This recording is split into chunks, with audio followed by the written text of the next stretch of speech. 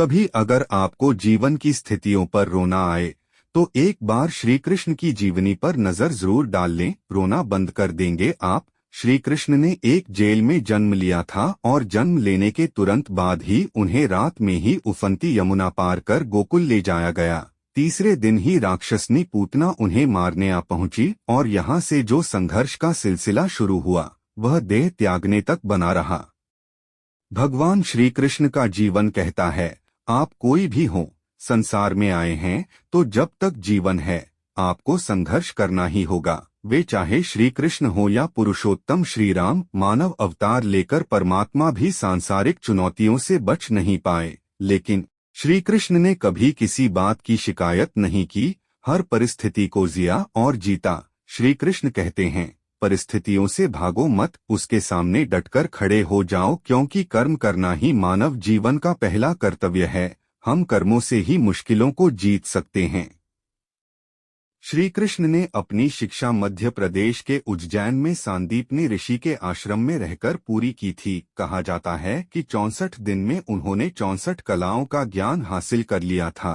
वैदिक ज्ञान के अलावा उन्होंने कलाएं सीखीं। शिक्षा ऐसी ही होनी चाहिए जो हमारे व्यक्तित्व का रचनात्मक विकास करे। संगीत, नृत्य, युद्ध सहित 64 कलाएं कृष्ण के व्यक्तित्व का हिस्सा बनी। अगर आप विद्यार्थी हैं तो खुद को सिर्फ किताबी ज्ञान तक सीमित न रखें, अपने कौशल पर ध्यान दें, हर फन मौला बने। अगर आपके बच्चे स्कूल में पढ़ते हैं तो उन्हें अपने व्यक्तित्व को कौशल समृद्ध करने को प्रोत्साहित करें। उनमें कोरा ज्ञान न भरें, उनकी पढ़ाई ऐसी हो कि उनकी रचनात्मकता को नए आयाम मिलें।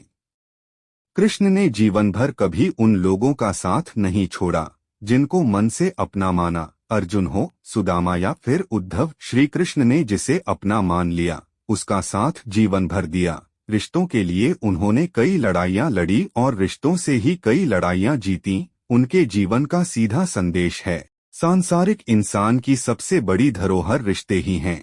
अगर किसी के पास रिश्तों की थाती नहीं तो वह इंसान संसार में अच्छा जीवन नहीं जी सकता।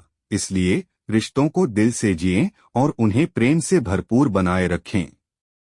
श्री कृष्ण ने महाभारत का युद्ध होने से पहले शांति के लिए पांडवों और कौरवों के बीच मध्यस्थता की। हालांकि दोनों ही पक्ष युद्ध लड़ने के लिए आतुर थे, लेकिन श्री कृष्ण ने हमेशा चाहा कि कैसे भी युद्ध टल जाए। सबक यही है कि झगड़ों से कभी समस्याओं का समाधान नहीं होता। शांति के मार्ग पर चलकर ही हम समाज का रचनात्मक विकास कर सकते हैं। श्री कृष्ण ने समाज के लिए और मन के लिए शांति को ही सर्वोपरि कहा। उन्होंने समझाया कि कोई भी परेशानी तब तक मिट नहीं सकती जब तक शांति ना हो। शांति से ही सुख मिल सकता है, वह चाहे वैयक्तिक हो या समाज की। शांति से ही उन्नति संभव है।